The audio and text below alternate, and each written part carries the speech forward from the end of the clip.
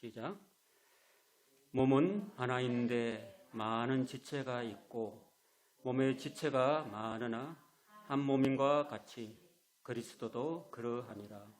우리가 유대인이나 헬라인이나 종이나 자유인이나 다 한 성령으로 세례를 받아 한 몸이 되었고 또 다 한 성령을 마시게 하셨느니라.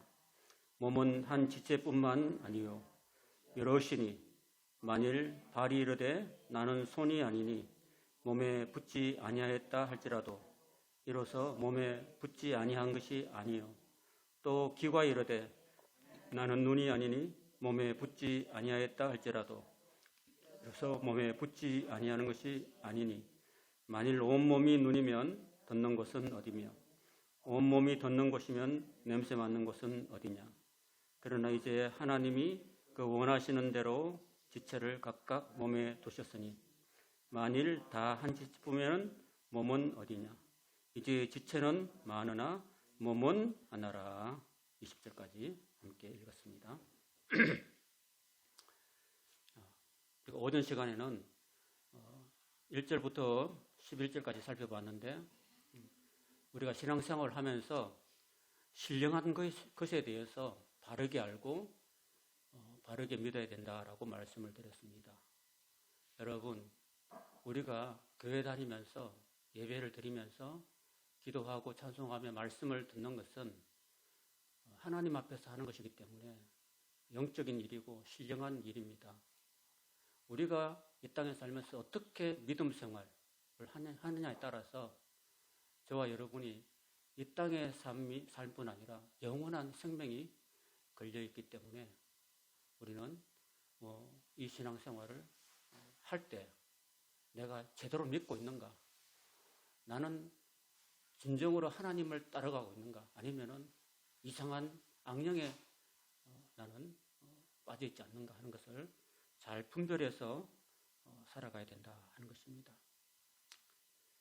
그런 말씀이 1절부터 3절까지 있었고, 하나님께서 우리가 신앙생활을 잘 할 수 있도록 여러 가지 다양한 은사들을 우리에게 주셨다고 4절부터 11절까지 말씀하십니다. 하나님이 우리가 연약한 존재이기 때문에 때로 우리가 아플 수도 있잖아요. 또 사고를 당할 수도 있잖아요. 또 여러 가지 어려운 시험을 당할 수 있잖아요. 그럴 때 필요한 그런 은사들을 우리에게 주셨다라는 것입니다. 그렇게 주신 것은 우리를 사랑하시기 때문이고, 우리가 병들었을 때 우리로 하여금 병을 낫게 하도록 하시기 위해서 주신 은사다라는 것입니다. 또 어떤 사람이 굉장히 살다가 뜻하지 않은 어려운 고난을 닥쳤다고 할 때 그 고난을 헤쳐나갈 수 있는 그런 강력한 믿음, 그런 믿음도 하나님께서 우리에게 주셨다라는 것입니다. 자, 그 다음에 이제 오늘 읽었던 12절 이하 31절 끝절까지는 하나님이 이렇게 우리를 사랑하셔서 주신 선물인 은사와 직분과 사역들은 아주 다양하고 각각 다 귀중하고 각각 자기 역할이 다 있다고 말씀하십니다. 여러분, 하늘을 나는 항공기가요, 나사 하나 잘못 조이면은 굉장히 위험하죠. 프로펠러 하나가 하나라도 부서지거나 상처가 나면은, 또 날개 한쪽이 프로펠러 한 개가 없으면은 그 비행기가 온전하게 날 수 없는 것과 같이 날개 하나는 정말 지극히 보잘것 없어도 그 날개가 하나 있음으로 해서, 그 날개가 제대로 그 역할을 함으로 해서 비행기가 이륙해서 착륙할 때까지 안전하게 승객들을 실어 나갈 수가 있는 것이죠. 그렇지 않다면은 중간에 어떻게 될지 정말 끔찍한 일이 생길지도 모르는 거잖아요. 그런 의미에서 저와 여러분은, 저는 목사고 여러분은 성도고 집사고 권사지만은 한 분 한 분이 다 소중하다는 거죠. 그래서 사도 바울은 이것을 어떻게 비유했냐면은 사람의 몸에 대해 몸을 비유했습니다. 여러분, 교회라는 것은요, 교회가 사람의 몸과 같다고 이야기하고 있습니다. 여러분, 사람 몸에서 제일 중요한 게 어디 있어요? 머리겠죠? 일단 머리겠죠? 예. 교회의 머리는 사도 바울은 예수 그리스도라고 말씀하십니다. 예수 그리스도가 교회의 머리라고 말씀하십니다. 그 다음에 우리는 뭐라고 이야기하냐면은 그 머리 밑에 있는 몸을 구성하는 각 지체라고 이야기하고 있습니다. 그러니까 지체는 여러 가지가 있죠. 자, 머리 밑에 뭐가 있어요? 쭉 내려오다 봅시다. 눈이 있죠. 눈썹도 있죠. 눈썹 역할이 있죠. 눈썹이 확 밀어버리면 어떻게 될까요? 이마에서 땀이 흐르면 어떻게 될까요? 바로 눈으로 들어오겠죠. 그러니까 땀이 흐르면 눈에 안 들어가도록 싹 비켜가도록 해놨죠. 이게 눈썹 역할이에요. 눈썹이 그냥 붙어 있는 게 아니고 다 역할이 있다니까요. 웃지 마시고요. 그 다음에 양쪽 눈이 있죠. 양쪽 눈이 있어가지고 눈이 다 보잖아요. 눈이 없으면 사람이 살아갈 수 있어요, 없어요? 살아갈 수 있겠죠. 없어도 이러면서 살 수 있잖아요. 그죠? 맹인들 많잖아요.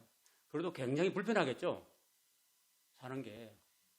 그 나를 인도할 맹인견도 있어야 되고 또 나를 누가 도와줄 사람들이 많이 따라와야 되겠죠. 근데 두 눈이 멀쩡하면은 굉장히 아무것도 아닌 것처럼 굉장히 없는 사람에 비해서는 굉장히 유리하겠죠. 그 눈이 있어야 되는 거죠. 어떤 사람은 몸의 90% 눈이라고 하는데 그 정도로 눈이 참 귀하다는 거죠. 그 다음에 눈 옆에 뭐 있어요? 눈 밑에 코가 있죠. 코 없으면 사람이 어떻게 냄새를 맡고 요리를 할 수 있겠습니까? 그죠? 타는 냄새를 맡을 수 없어요. 코가 없으면 못할 수 없겠죠. 코가 있기 때문에 우리가 또 숨을 쉬는 거죠. 사실은 사람이 입으로 막 숨을 쉬는 사람도 많은데 실제로는 코로 숨을 쉬어야 되는 거죠. 건강한 사람은 코로 숨을 들이마시고 입으로 내쉰다고 하는데 안 건강한 사람이나 비염 환자들은 그냥 코로 숨을 못 쉬니까 입으로 쉬죠. 입으로 많은 그런 이물질이나 그런 것들이 들어갈 수 있겠죠. 그래서 하나님이 코를 딱 만들고 그 안에 여러 가지 못 들어오게 방어 장치를 많이 해놨죠. 그죠? 안에. 코가 뻥 뚫려 있어요. 뭐가 나 있어요. 이물질이 다 걸러지도록 해놨죠. 그죠? 하나님 그렇게 해놨잖아요. 커트를 만들어가지고 다 이렇게 예민하게 만들어놨어요. 또 입이 있으니까 사람이 말을 하고 먹고 또 힘을 얻어서 일할 수 있잖아요. 그러니까 하나하나 심지어는 발끝에 발가락 하나도 다 역할이 있는 거예요. 여러분, 새끼 발가락이 하나 없으면 여러분이 달리기를 할 수 있을까요? 없을까요? 새끼 발가락이 하나 없어요. 그러면 100m 달리기를 엄청나게 잘할 수 있을까요? 없을까요? 없어요, 여러분. 절대로. 균형이 안 맞거든요. 그 새끼 발가락이 아무것도 아닌 것 같아도 얘가 하나 없으면은 몸 전체의 균형을 유지할 수 없습니다. 제대로. 삐뚤지, 이렇게 되지. 그러니까 사도 바울은 오늘 이 말씀을 통해서 우리는 예수님의 몸된 지체라고 이야기하고 있어요. 몸에는 다 눈만 있는 게 아니고 다 입만 있는 게 아니고 각각 다 있는 거예요. 그래서 서로가 서로를 소중히 여긴다고 말합니다. 그래서 눈이 발 보고 야, 발, 너 냄새나. 너 꺼져. 이렇게 할 수 있어요, 없어요? 없죠? 발이 냄새나고 그래도 발 때문에 내가 어디로든지 갈 수 있잖아요. 결혼식장도 갈 수 있고 교회도 갈 수 있고 집에도 갈 수 있고 일하러 갈 수 있는데 발이 없어 봐요. 발이 힘든 거를 다 견뎌내고 내가 원하는 곳에 다 가주니까 가는 거지. 눈만 있어 봐. 눈으로 걸을 수 있어 없어요? 못 걷잖아요. 입으로 사는 사람도 있다는데 입으로만 모든 걸 할 수 없잖아요. 그죠? 그러니까 바울은 오늘 이 고린도 교회 공동체에서 방언을 받았다고 말하는 사람이 있었어요. 사실은 영적인 일에 있어서 많은 은사들이 있어요. 많은 은사들이 있는데 그 중에서 방언을 받았던 소위 하나님의 영으로 말하는 사람들이 자기가 받았던 방언이 최고라고 여기는 사람들이 있었어요. 야, 나는 교회에서 방언이 최고야. 방언 받은 게 최고야. 최고 은사야. 하고 떠들어대면서 방언 못 받은 아볼로 목사님을 향해서 자기들이 방언 받았는데 여성도들이 방언을 받았는데 방언을 받지 못한 목사님을 향해서 막 손가락질하고 목사가 돼가지고 방언 못 받냐고 이렇게 막 무시하고 존대하지 않았습니다. 그래서 아볼로 목사님이 굉장히 상처를 받았고 야, 내가 정말 성도들보다 못하구나 하고 그런 자책감도 많이 느꼈을 것입니다. 그래서 더 이상 목회 사역을 못하고 그만두고 고린도 교회 사역을 그만두고 도망갔어요. 여러분, 눈만 몸에 있는 게 아니고 아무리 눈이 중요해도 발도 중요하고 발가락도 중요합니다. 그죠? 그 서로가 존중해줘야 된다는 거예요. 여러분. 그래서 이 방을 받은 이 여성들이 마음이 교만해져가지고 다른 사람들을 무시하고 자기만 최고라고 여기고, 그래서 바울 목사님을 마음 아프게 하고 쫓아내는 그런 아픈 그런 사건이 고린도 교회에 있었다는 것입니다. 그래서 바울은 이것들이 잘못됐다라고 책망하면서 이렇게 오늘 이 편지를 주고 있습니다. 여러분, 한때 우리 한국 교회도 그랬습니다. 특별히 이제 그 순복음 교회라고 있는데 오순절 교단 개통인데 거기서 뭐 방언을 막 시작했잖아요. 그 방언도 사실은 따지고 보면 이상한 방언이에요. 이상한 방언. 사도행전에 나타난, 성경 사도행전에 나타난 그 방언은 그야말로 지방 언어였습니다. 자, 저를 보세요. 그 로마 제국 하에서 예수님이 태어났고 또 사도 바울이 복음을 전했는데 로마 제국이 세계에서 가장 강대한 제국이었는데 그 제국에는 수많은 그런 각국이 있었습니다. 그 나라들이 다 뭉쳐가지고 제국을 만든 거예요. 지금 미국이 52개 주인가요? 52개인가 53개의 스테이트가 있잖아요. 주가 이루어서 큰 미국을 구성하고 있잖아요. 그것처럼 옛날 로마도 이 유대 나라를 포함해서 시리아를 포함해서 그리고 빌립보라든지 마게도니아라든지 모든 나라들을 다 통틀어서 나라를 이루었기 때문에 그 한 나라에 많은 언어들이 존재했었습니다. 그 많은 언어들 중에서 유독 사도행전 2장에 보면 15개 언어가 나와요. 그 외국 언어가 나오는데 그때 그 오순절에 예루살렘에 모였던 그 성도들이 그 예수님의 12제자와 120문도가 거기 성령을 받았을 때 하나님께서 그 입을 열어가지고 15개 외국어를 말하도록 했습니다. 그게 진짜 방언이었거든요. 그리고 방언은 한 번 받고 끝나는 거예요. 지속 가능한 은사가 아니고 그냥 표적이었습니다. 그거는 하나님께서 모든 나라의 모든 언어로 복음을 전파하시기 위해서 보여주시는 하나의 표적이었는데 배터리 전원이 부족하거든요. 표적이었는데 이걸 은사로 착각하고 그걸 까불고 또 이상한 그 나중에 알고 보니까 그 고린도 교회에 있었던 방언은 하나님이 주신 방언이 아니라 고린도 후서 11장에 가보면 그게 거짓 사도와 괴율의 역군이라고 나와 있습니다. 그 거짓 사도와 거짓 교사들이 와가지고 엉터리로 알아듣지 못하는 그런 언어로 막 자기 마음대로 떠들고 난리를 했다는 겁니다. 아볼로 목사님이 저처럼 강단에서 하나님 말씀을 전할 때에 여자들이 그 방언을 받았던 여자들이 한쪽에 모여가지고 말씀을 전하는데 막 알랄랄랄라 그러면서 집단적으로 막 방언을 해가지고 설교를 못하게 방해했습니다. 그게 과연 옳은 일이냐라고 책망하고 있는 거죠. 여러분, 제가 길게 설명을 못 드리지만은 짧게 그래도 쉽게 알아들게 하면은 여러분 언어하고 소리는 다른 거예요. 그죠? 한결이 아까 소리 나던데 성도님 막 애기 소리 들리는데 한결이 소죠. 한결이가 지금 이제 몇 살이죠? 몇 개월? 돌 지났어요. 말을 해요, 안 해요? 웃고 하죠. 옹알이는 했죠, 벌써. 그죠? 옹알이가 말일까요, 언어일까요? 저한테 말이겠지만 다른 사람 알아들으면 못 따라요. 앙앙앙앙 하는 그 옹알이죠. 뭔가 말 소리를 내요. 근데 그거는 그냥 자기가 소리를 낼 뿐이죠. 그럼 옹알이는 그냥 소리죠, 소리. 소리지 말이 아니죠. 거기는 의미가 안 담겨 있잖아요, 그죠? 그처럼 의미가 안 담겨 있는 게 소리예요, 소리.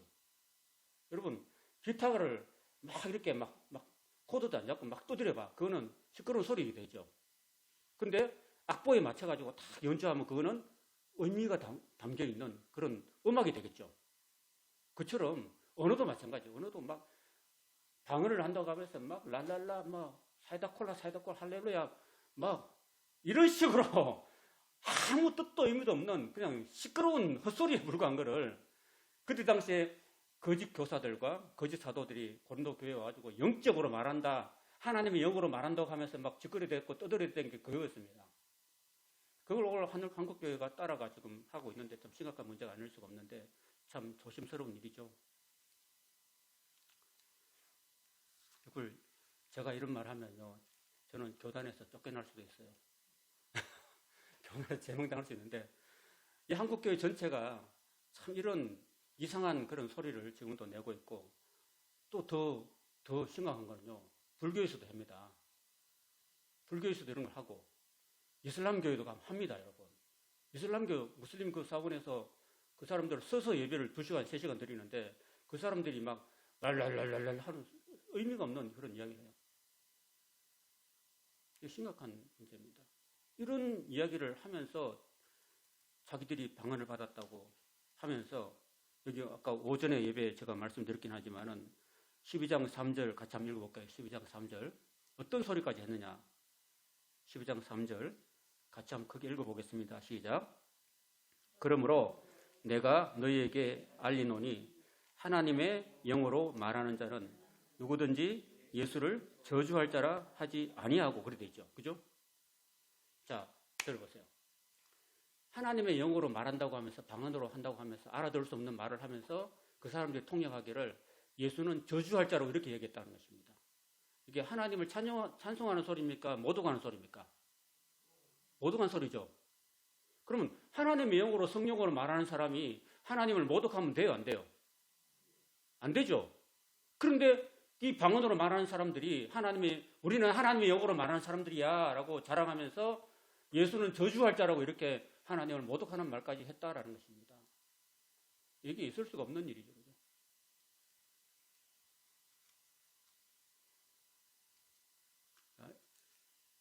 그래서 사도 바울은 오늘 12장에서 그 방언을 하는 여성들을 향해서 너희들이 진정으로 하나님의 영을 받았다면은 그걸로 까불지 말고 자랑하거나 교만하지 말고 서로 존중하라. 그리고 방언이라는 은사는 보면은요, 20절에 보면은 그렇습니다. 20절에 보면 하나님이 교회에 며칠 세우셨는데, 첫째는 사도라고 그랬죠. 둘째는 선지자고, 셋째는 교사고, 그 다음에 능력을 행하는 자고, 5번째는 병 고치는 자고, 6번째는 서로 돕는 거고, 7번째는 다스리는 것, 그 다음에 8번째 각종 방언을 말하는 것 해놨죠. 그죠? 것 해놨죠. 것이 사람일까요?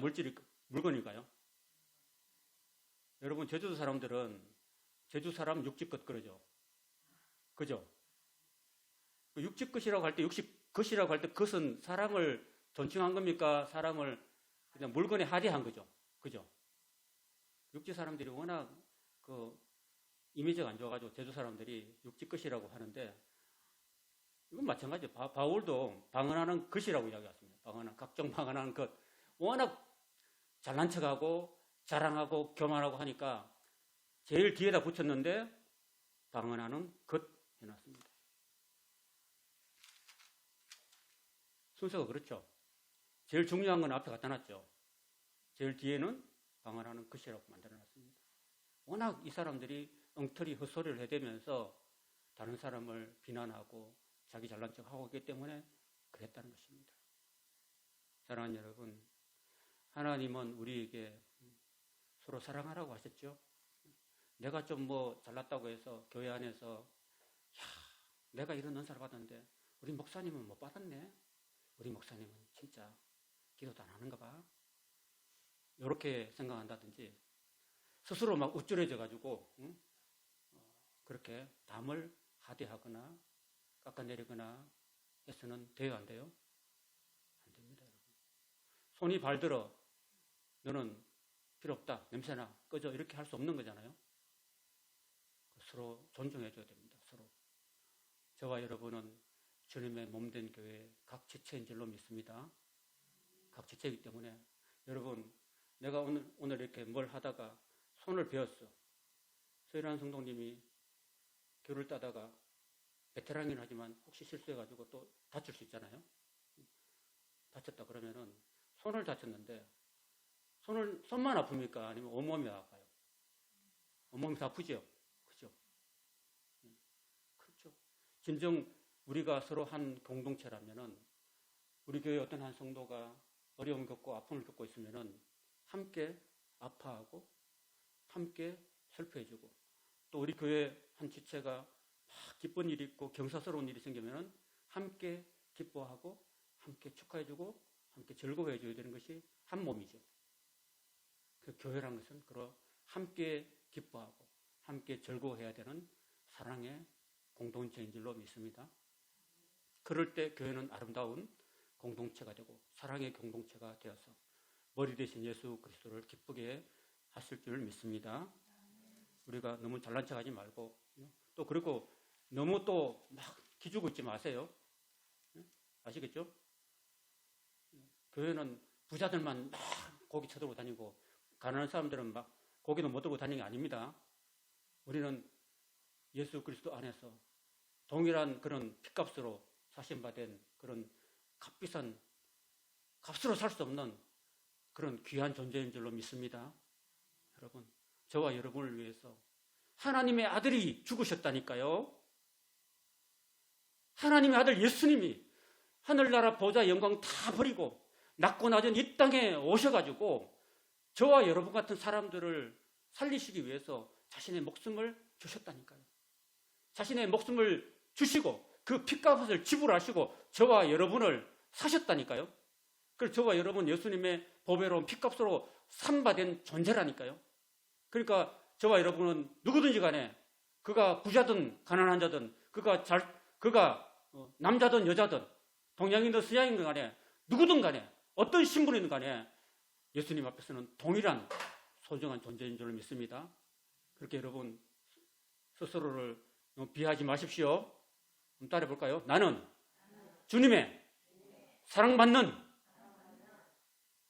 딸이다. 아들이다. 자녀다.